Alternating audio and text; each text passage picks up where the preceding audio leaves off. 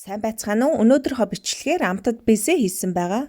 Орцонд маань дундаж хэмжээтэй 3 ширхэг өндөгний цагаан, ойролцоогоор 90-100 г байгаа. 150 г сахар, цайны халбаны талаар лимоны шүүс орно.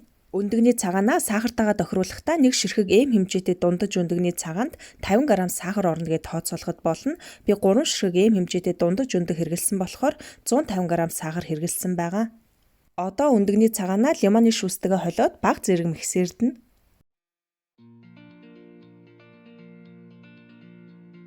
Бага зэрэг хөөсрөөд ийм болохоор нь сахараа хийгээд үргэлжлүүлэн миксердэнэ.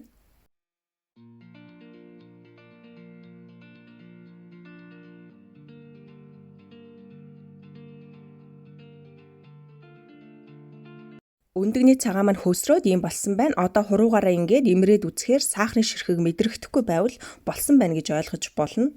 Одоо зурмгаа 3 тэнцвэг хэсэгт хуваагаад цэнхэр ягаан хүнсний будгаар өнгө оруулаад 3 төрлийн өнгөөр хийцгээе.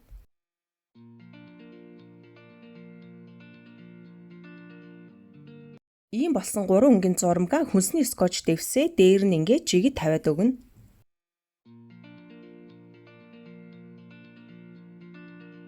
Ийм болохоор нь ингэж эргүүлээд хоёр захыг нь ороогоод нэг талыг нь хайчлаад кремний утанд хийгээд өгнө. Би ийм кремний хушуу хэрэглэсэн байгаа. Ямар ч төрлийн кремний хушуу хэрэглэж болно. Одоо шарга шүгэний листэн дээрээ ийм нарийнхан мод тавиад ингэж шахаад өгнө. Заавал ингэж өнгө оруулах шаардлагагүй, өөрийнхөө нь цагаан өнгөөр нь хийж бас болно. Би зүгээр санаа болгох үүднээс ингэж хийсэн байгаа. Одоо үлдэгдэл зурмгаа ингэж жигэж шахаад өгнө.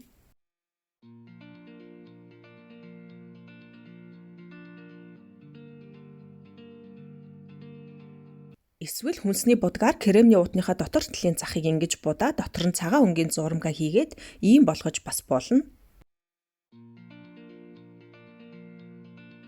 Одоо шарга шүгэндээ хийгээд дээр доороос нь 100 градус 90-120 минут хатааж болгоно. Минут нь болохоор шарга шүгэний цааснасаа салж ивэл гаргаад хөргөө тавьчихна. Хэрвээ цаасандаа наалдаж ивэл үргэлжлүүлэн бага зэрэг болгоно. Том жижигээс шалтгаалаад хатаах хугацаанд бага зэрэг өөр байдаг байгаа. Ингээд маш амархан хийж болох амтад бизээ маань бэлэн боллоо.